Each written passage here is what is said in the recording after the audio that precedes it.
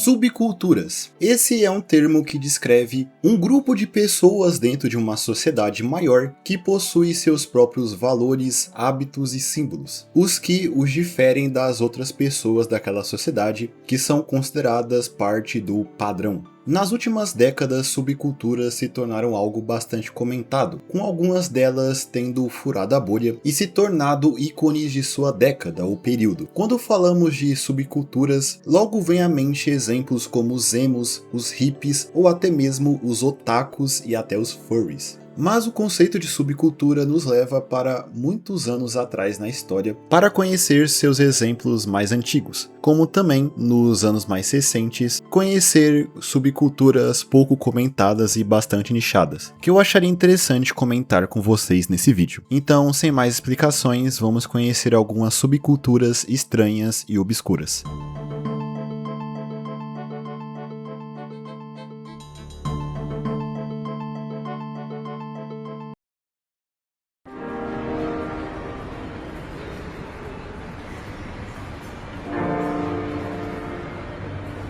Como falado na introdução, existem casos que nos levam até séculos atrás para encontrar as primeiras subculturas registradas. Uma delas surgiu na Espanha, ainda no final do século XVIII, e ficou conhecida como Majo, com os membros dessa cultura também sendo conhecidos como Manolos e Manolas, ou Majos e Majas. A subcultura Majo se trata de membros das classes mais baixas, especialmente de Madrid, que se vestem com roupas elaboradas e costumam ter um comportamento atrevido e desafiador, além de demonstrarem um orgulho castiço, valorizando o que era espanhol e se opondo às influências francesas, tanto na moda quanto no comportamento, que na época essas influências vindo da França moldavam muito a aristocracia espanhola. Essa oposição de coisas vindas da França foi chamado justamente de magismo. Faziam parte desse movimento trabalhadores, pequenos comerciantes e até arruaceiros que viviam nas áreas urbanas. Os majos foram imortalizados em pinturas feitas por artistas espanhóis da época, especialmente pelo artista Francisco Goya, aparecendo em quadros como El Passeio por Andalucia e La Cometa. Os majos hoje são conhecidos como um dos primeiros movimentos que podemos considerar como uma subcultura na modernidade. Nesse mesmo período surgiu na Inglaterra um grupo que ficou conhecido como Dandies ou Dandy. Faziam parte desse grupo homens principalmente que, apesar de serem da classe média, se portavam como aristocratas, prezando pelo senso estético, vestindo roupas refinadas, tendo um linguajar rebuscado e ocupando a maior parte do seu tempo com atividades de lazer. É descrito que os Dandies tratavam a vida como uma grande peça de arte, buscando a superioridade intelectual e a elegância sem esforço. Uma figura que definiu esse movimento em seu início foi Beau Brummel, um homem da classe média que ficou conhecido pela sua elegância e língua afiada. Mesmo não sendo da alta sociedade, ele conseguiu seu espaço nessa esfera, frequentando os eventos da alta classe e até se tornando um amigo íntimo de Jorge, o Príncipe de Gales, que posteriormente ascenderia ao trono como o rei Jorge IV. Brummel influenciou muito a moda masculina de Londres, abandonando estilos comuns entre os homens de sua época, como as cores extravagantes e o uso de seda, e criando um estilo mais sofisticado, focado em ternos escuros e ajustados. Esse estilo foi muito copiado entre os homens. Mesmo assim, o estilo de vida extravagante de Brummel, em certo momento da sua vida, começou a ficar insustentável, já que apesar de posar como um, Brummel não era um nobre. Logo, ele começou a se endividar para manter seu estilo de vida. Com isso, em 1816, ele teve que abandonar a Inglaterra e ir morar em Calais, na França, para fugir de seus credores. Após continuar vivendo endividado na França, ele trabalhou como um cônsul na cidade de Caen entre 1830 a 1832 e acabou sendo preso em 1835 justamente por causa das dívidas. ele não ficou muito tempo preso, com seus amigos conseguindo o libertá-lo. Em seus últimos anos de vida, ele era o completo oposto da subcultura que ele ajudou a criar. Ele quase sempre andava sujo e mal vestido, perdendo completamente o interesse em moda. Ele veio a falecer em 1837 em um asilo em Caen, após sofrer 2 paralisias. Os dandies se tornaram figuras marcantes no início do século XIX na Inglaterra e também na França, sendo frequentemente retratados como personagens na literatura. O movimento, um tempo depois, foi usado por autores como Charles Baudelaire e o Oscar Wilde, que expandiram o dandismo em uma ideia filosófica, colocando o dandy como um rebelde estoico contra o conformismo da burguesia, transformando o ato de se vestir bem em um trabalho de um artista, afirmando sua própria individualidade, criando beleza em um mundo decadente.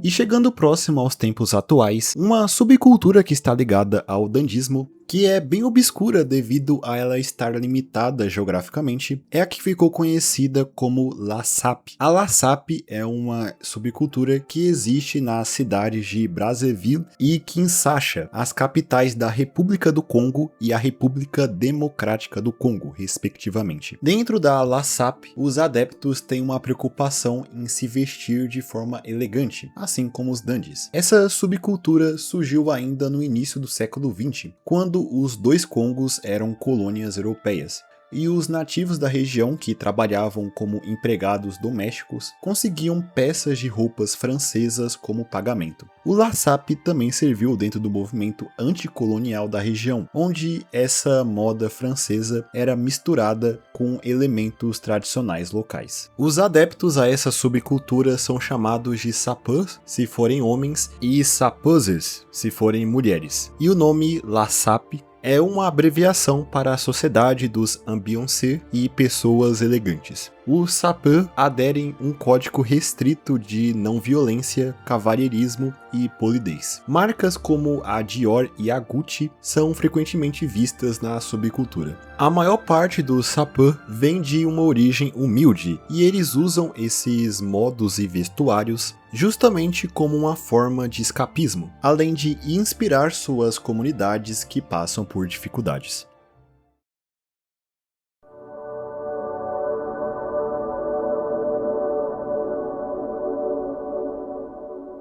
Outra subcultura que surgiu já nos últimos 50 anos é novamente uma subcultura espanhola que é conhecida como movida madrilena. Essa subcultura começou a se desenvolver após a morte do ditador Francisco Franco, em 1975, e a transição para a democracia. Mas ele se estabeleceu de verdade a partir de 1980. A movida madrilena foi considerado um movimento da contracultura que promovia a liberdade de expressão, liberdade sexual, criatividade e também o uso de substâncias. Tudo o que foi reprimido durante o governo de Franco. Além da ascensão de gêneros musicais como o punk rock e o synth pop. A cantora Alaska e o cineasta Pedro Almodóvar se tornaram ícones desse movimento. Agora falando da parte estética, a moda da movida madrilena se caracterizava por vestimentas feitas pela própria pessoa, se inspirando na cena punk e pós-punk londrina, trazendo um visual bastante andrógeno, buscando inspirações também em elementos da cultura espanhola, incluindo em iconografias católicas e em outras estéticas como o kitsch e o camp,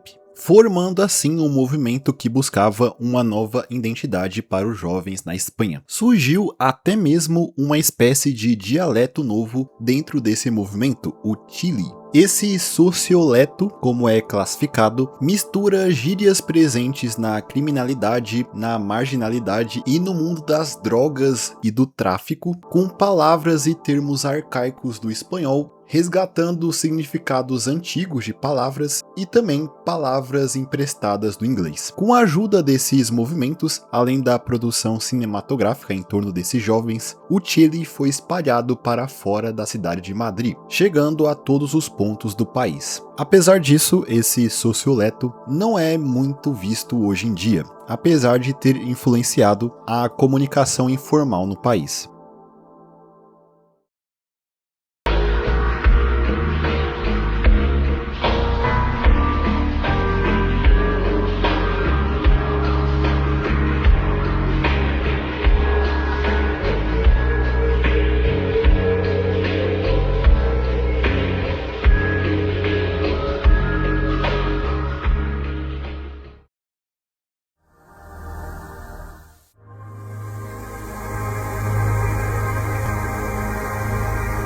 E já que chegamos nos tempos atuais, vamos falar de algumas subculturas que surgiram recentemente. Nos anos 90, pouco tempo após a queda da União Soviética, surgiu uma subcultura na Rússia chamada Herky. Esse termo surgiu para definir grupos de jovens, em sua maioria formado por garotas de 12 a 17 anos, que adotavam um estilo gótico mais simplificado. O termo Herky está diretamente ligado a uma banda de rock finlandesa chamada His Infernal Majesty, nome que é frequentemente abreviado para HIM. Dentro da subcultura, muitas pessoas eram fãs dessa banda, que nos Estados Unidos ela lançou discos sob o nome abreviado Her. Logo se tornou comum chamar as fãs femininas da banda através dessa abreviação, que pode ser traduzida como ela do inglês. Os membros dessa subcultura usam roupas simples e acessíveis que remontam à cultura gótica, usando uma combinação de preto com vermelho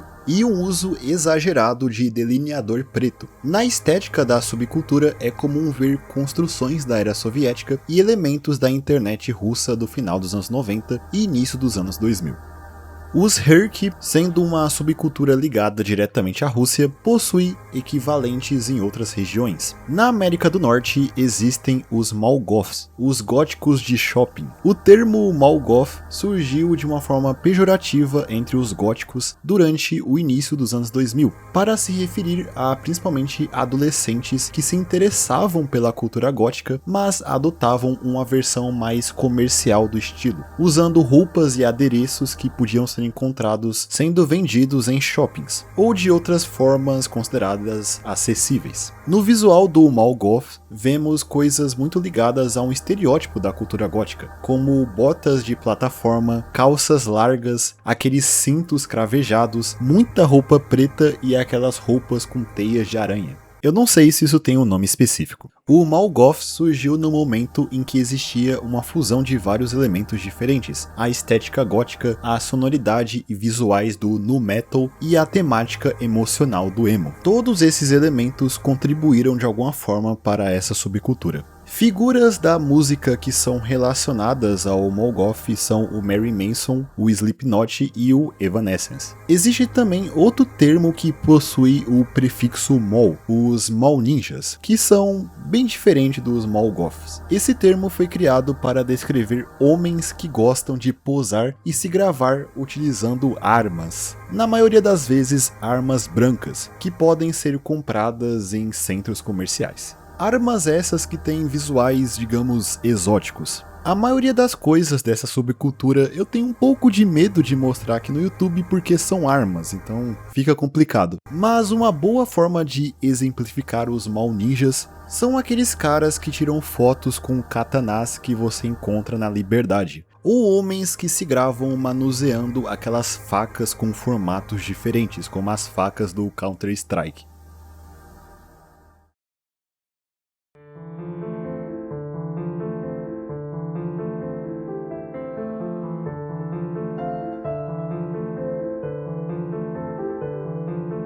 E indo para o Japão, uma subcultura recente que surgiu por lá é o Jirai-kei. Essa é uma subcultura voltada para o público feminino, que seu nome pode ser traduzido como mina terrestre ou tipo mina terrestre. No caso, mina terrestre se referindo a bombas mesmo. Sim, um nome um tanto estranho. Na verdade, esse nome é bem controverso pelo seu significado e como ele se relaciona com a subcultura. Mas vamos entrar nisso mais adiante. Nela é possível ver um estilo que mistura elementos bem femininos e considerados fofos com cores mais escuras em um tom melancólico e gótico. É comum o uso de rosa e preto, e imagens com muito brilho e fotos bastante editadas. O estilo surgiu agora, nos anos 2020, e está atrelado à cena noturna de Kabukicho, um distrito de Tóquio famoso pelo seu entretenimento voltado a adultos e à vida noturna. Mas qual é a controvérsia em torno do nome dessa subcultura? Bem, existe a ideia de que as garotas que fazem parte do Jirai-kei têm personalidade e comportamento que não refletem o seu estilo de se vestir e todo o visual da subcultura, esperando que elas sejam doces e gentis, com essas garotas sendo descritas na verdade como violentas e obsessivas. Logo, é daí que vem a ideia da mina terrestre.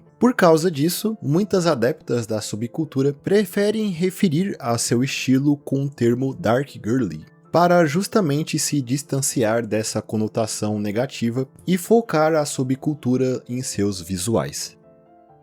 Na China, por outro lado, existiu durante os anos 2000 o fenômeno da subcultura chamada chamate, nome que deriva da palavra smart, esperto em inglês, adaptada para a pronúncia em chinês. Esse movimento envolveu jovens que, em sua grande maioria, faziam parte dos Minggong, termo usado na China para se referir a jovens do interior ou áreas rurais que migraram para as grandes cidades em busca de trabalho, trabalhando geralmente em fábricas, com muitos deles abandonando a escola para trabalhar. A subcultura do chamate surgiu em 2006 e consideram que o pioneiro e criador dela seja o Lu Fuxing, que na época tinha apenas 11 anos. Nesse ano, ele postou selfies na rede social QQ com visuais que marcariam essa subcultura, inspirando outros jovens a adotar esse novo estilo. O chamate pega influências da cultura emo, do cine e do visual kei do Japão, com cabelos coloridos e espetados, junto de maquiagem escura e o uso de qualquer símbolo ou elemento que faça referência à morte, incluindo símbolos religiosos. Esse visual bem diferente fazia a sociedade chinesa em geral não gostar muito dos membros dessa subcultura. Logo, eles eram pouco vistos no mainstream, aparecendo mais em mídias e eventos do underground. O criador da subcultura, o Luo Fuxing, afirmou que esse estilo era uma resposta ao tédio que era trabalhar nas fábricas, com ele sendo um dos primeiros usuários de internet em sua vila no sul da China, fazendo ele entrar em contato e se inspirar em outras culturas de outros países, como é o caso do visual kei. A subcultura chamate entrou em seu auge entre 2009 a 2013, tendo nesse período cerca de 200 mil adeptos. Porém, nos anos seguintes, o movimento veio perdendo força, com ele não existindo mais hoje em dia.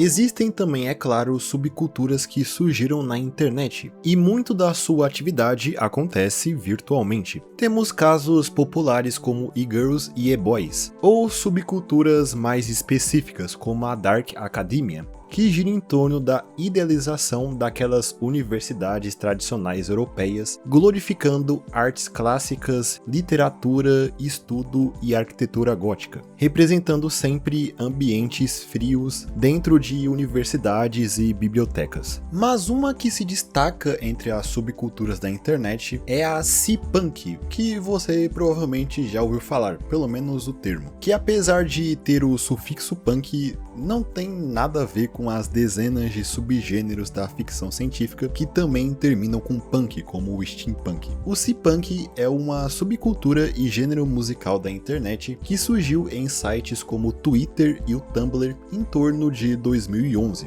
O termo C-punk surgiu a partir de um tweet do DJ Julian Foxworth, sendo uma referência a uma piada interna, e evoluiu para nomear toda uma estética e subcultura. Sua principal característica estética é a temática marinha e de oceanos, representando peixes, golfinhos e o fundo do mar, ou elementos tropicais como palmeiras. Na estética aparece também elementos como smiley faces, o símbolo do yin yang e referências à cultura pop dos anos 90. Geralmente esses elementos são representados através de um 3D low poly, ou que emula gráficos antigos, seja 3D dos anos 80 e 90 ou gráficos do PlayStation 1 ou Nintendo 64. Sonoramente, o C-punk é um estilo musical eletrônico que evoca a nostalgia dos anos 90, incorporando gêneros como house, pop e hip hop. Um artista considerado parte do C-punk que eu gosto bastante é o Unicorn Kid, o pseudônimo do escocês Oliver Sabin, que a sua música passa muito a vibe de jogar um jogo de navegador que nem um Rabotel durante os anos 2000, algo visto especialmente no álbum Lionhead. As músicas dele também me lembram vagamente aquelas músicas que os youtubers de Minecraft colocavam nas intros lá por 2012, é claro, com alguns elementos a mais. Além de ser ouvido nas músicas, o C-punk também pode ser visto nos videoclipes do artista. Aparentemente, o Oliver não produz músicas para esse projeto desde 2014, infelizmente. O C-punk é considerado também uma estética e subcultura que surgiu bem próximo a uma outra estética mais popular, o Vaporwave. E os dois movimentos carregam várias semelhanças, principalmente visualmente. Não é à toa que muita gente confunde os dois.